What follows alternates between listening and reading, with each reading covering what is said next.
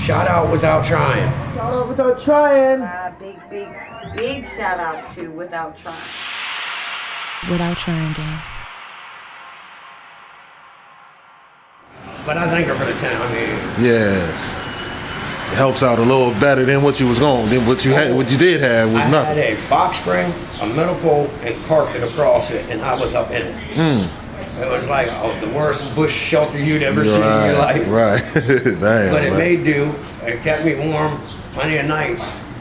But it's like, now I know different things like chapstick and hand sanitizer. You mix them together, put a piece of cotton in it, you can get heat off of that for a while. Wow.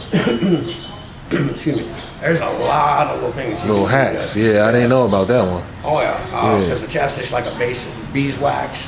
Right. With the hand sanitizer, you know, the alcohol. And Yeah. It's actually. It is actually warm when you use certain hand sanitizer, so I can sanitize, so I can imagine. Yeah. Oh, it burns blue and it gets hot in the tent. Wow. Yeah, that's crazy. But yeah, it's been a long journey, and hopefully I got many more years. But I'm not hoping to be out on the street. Then I'm hoping, you know, that once I get this pickup truck and I get my business up and off the ground, that I will actually be able to get another apartment just for myself. Right. And that's why when people usually see me, I'm by myself up here. Right. Because I usually don't vlog or hang out with anybody, because the only people that are ever happy for you when you're succeeding is yourself. Because everybody else, when they're not in a good place, they're wishing for your demise anyway, so they have something to laugh at or look at and say, well, it could be worse. I could be David, you know. Right. It's like I have people come up here and they bring their kids up here. I've been spit on, cussed at, kicked, called a dirty bum, told get a job. And like I said, I've had folks bring their kids up here for me to talk to their kids, you know. And basically, you know, the talk is always, you know, stay in school, get good grades, get a good education, don't drink, don't do drugs, just be right with Jesus. It's like when you get in the shower, you don't wash off before you get in the shower, you just go get in the shower. So you don't have to change anything in your life. You just bring Jesus into your life and everything changes for the positive. I mean, I literally went away 3 years ago, went to Foundations Rehab, and then I went up to Wells House, which is like a sober living program in Hagerstown, Maryland. Okay. From there, January 11th will be 4 years for me clean and sober. And it's hard to do when you sit in front of a liquor store. Right. And So it fell in your hoodie. Yeah. Always know that. I get it. There you go. But yeah, everybody keeps good eye on me, watches what's going on. So you've been sober for 4 years? Almost 4 years. January 11th. Oh, congratulations, man. Thank you. That was the biggest achievement I've ever done. Nah, I believe it. What drugs did you dabble with? Oh, I was drinking, shooting heroin, smoking crack, smoking PCP. Pretty much I was a dumpster. Anything you put in front of me, I did. Whatever, it don't matter. It didn't matter. It was just to escape reality. Right. But no matter. And this all happened after the wife situation. Yes, that's what made me start drinking and going to Right. bars. So you lost pretty much everything after that. $2.2 million is what the grand net worth was of Miller's Maintenance Company. All my trucks, tools, the Ford Cruise, my house, the trailer, my truck, her car, everything. It was a big loss, and I can't honestly say it was a loss. It was me being stupid and letting it be given away. Because if I would have been sober and on my game like I should have been, it wouldn't have happened. It wouldn't have happened, and Lord knows I'd probably be one of the biggest companies in Maryland right now. Right. Wow. Yeah, that's crazy, man. So you any other? I know that's crazy. That story you told me about your the stabbing. You had any other crazy experiences just being homeless out here? Oh, out here? Yeah. Well, I'll tell you what. There's black bears. I don't know what type of cat it is, but they're about the size of a Labrador, a big dog. Yeah. And they're out here running around. People just don't see them because they're not out all the time like me. Right. You said it's black bears out here? Yeah. Oh, wow. I know that I went up to Hagerstown, and my boy was telling me, he was sitting in his driveway one day and a bear just came up. I know they up there. Up, not Hagerstown, I'm sorry, Deep Creek. Deep Creek. He up there, yeah. So I would believe they out here, but you just don't see them. They rare. They're rare. Yeah. But with them building up like they are, it's pushing them all into everybody's background. Yeah. So you actually seen one? I've seen them. I can tell you, if you go across the street here and you go down past the firehouse, There's a dirt road right there on the right. It's Apple Valley. Okay. It's my own reserve. It's a private neighborhood. You can get in trouble for being back there, but like I said, I know everybody. Yeah. I go back there a lot and just walk. And I tell you, you see deer. I've seen a bear back there twice. Wow. And I don't play around. I just keep moving. Yeah. I'm not stopping to try to Nah, see it. yeah, I don't blame you. Right, I know that's right. And them things out there about 800 pounds, and there ain't nothing a human being can do. to stop it. Nah. And they fast too. They can outrun you and they climb trees too. Right. That little thing about climb a tree, that don't work. They're coming up after you. Oh yeah, for sure. Yeah, that's crazy, man. But Man. Yes. It's a hell of a journey, man. You know, stuff you've been going through, man. It was something else I was gonna ask you. Pretty much like when you out here, do you panhandle to make your money, or do you just the people just support you? Just Activity pretty much supports me because that's why you hardly see any other homeless people up here at this shopping center. yeah. I usually run them off because Right. the people take good care of me. Too many homeless people get in one spot, it's gonna mess up. It's gonna make your spot hot. Well- They're gonna tell you to leave because it's too much going on too. So I find it rude to ask somebody for money. Right. So you can ask anybody that's ever come to this shopping center. I've never asked anybody for a single penny. When they come in, I'll look over. Like if it's a guy, I say, "How you doing, sir?" They go on in the store what they got to do. Right. They come out and say, "Have a nice day." That's it. Right. When they pull in the parking lot, they've already seen you. They've already scouted the parking lot to see if they got any worries or issues they're gonna have to look for. You know. Right. So to walk up to them or even ask them when they come by you for money is rude because they've already made that decision.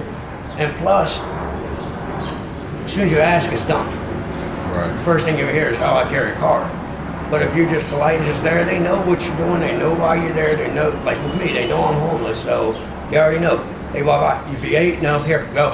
Right. I come down and get some egg rolls or go to Subway and Yeah. sit right out here and eat and enjoy it. I mean, Right. you gotta make the best of what any situation What you're dealing have. with, right. I mean, no matter what, I'm just so fortunate, you know, that they let me stay here.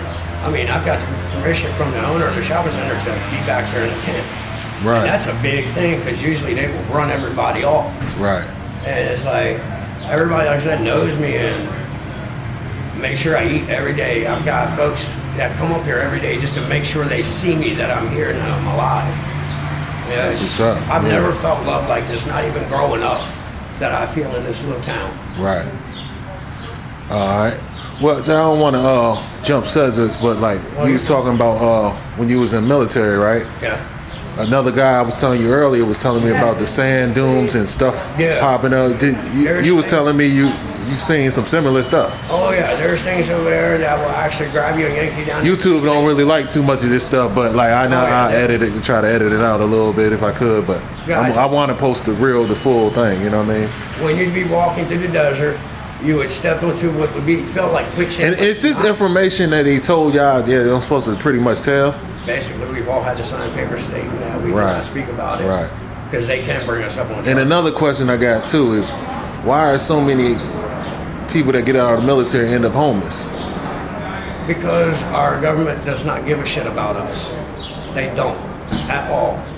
But they care if when it's time for you to sign up. Yeah, they want you to sign up. Well, they want the new guy to sign up because then they can pull the same stuff on them that they do with us that were already in the service. Right.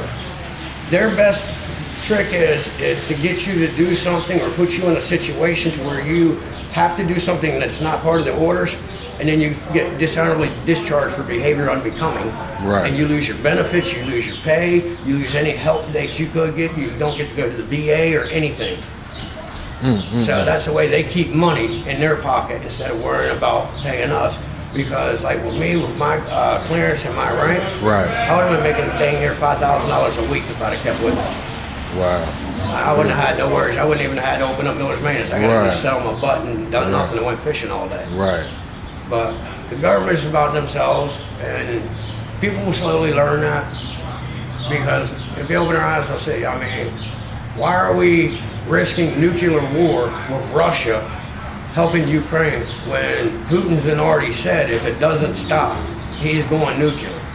Right. Which honestly, I can't blame the man at all. Putin's a damn good guy. He grew up, Putin was born and raised in Leningrad, which was war torn. when he was a kid, that place was destroyed, and he grew up in that. And now he's got an enemy on his doorsteps again. Right. And now the U.S. is giving his enemies money, weapons, and help. Yeah. I mean, I can't blame him. I mean, just because it's an enemy of the government does not mean it's an enemy of me. I love everybody. We're all here for a simple, same reason. Right. We're here to learn before we leave this place, before we leave Earth.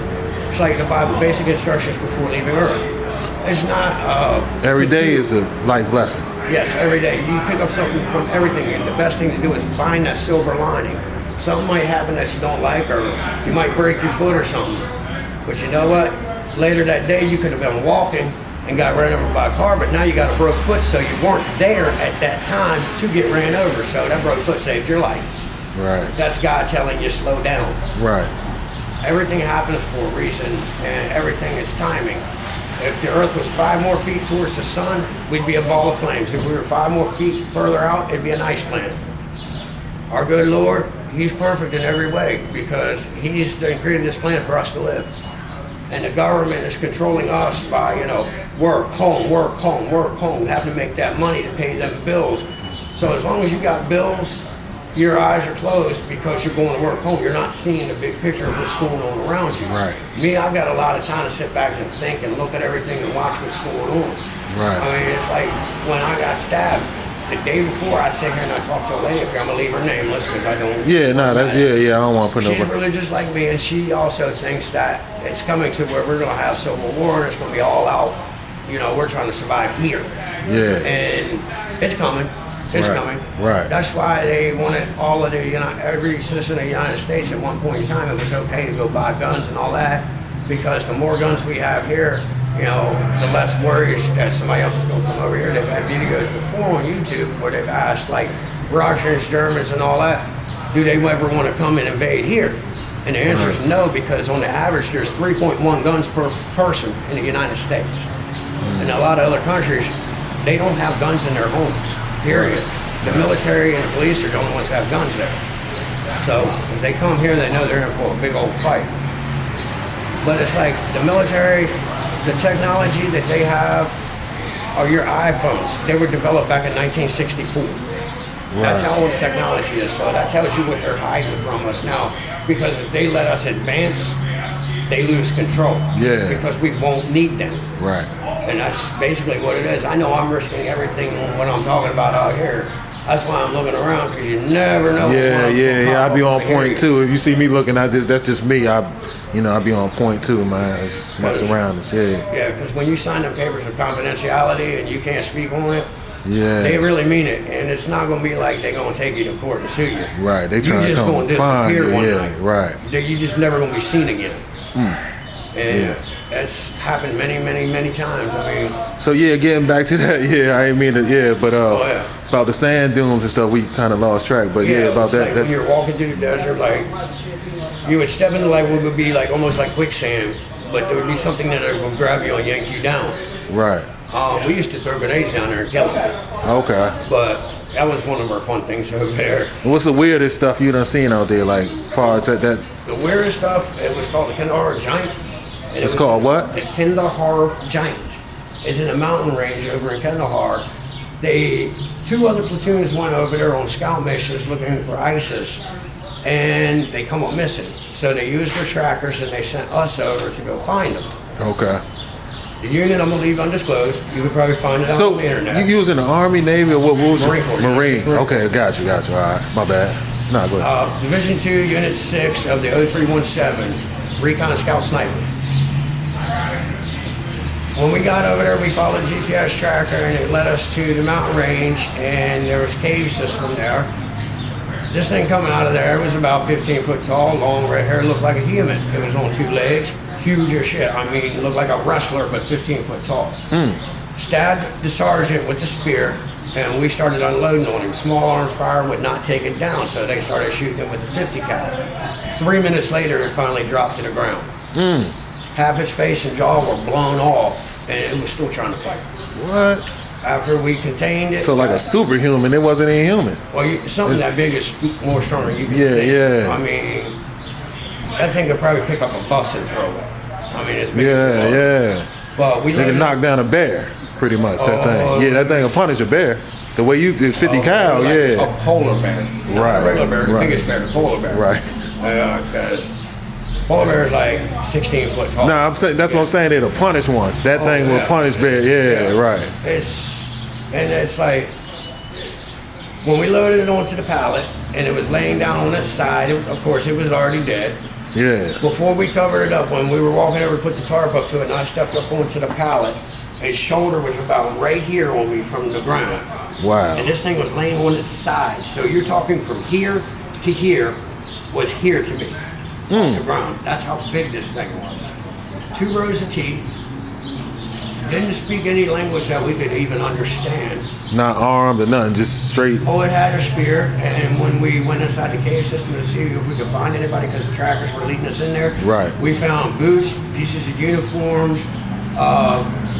Literally, there was like old Roman shields, old Roman swords. Yeah. I mean, things from hundreds of years that I guess the group of it was collecting or whatnot, but we only had seen and came in contact with one.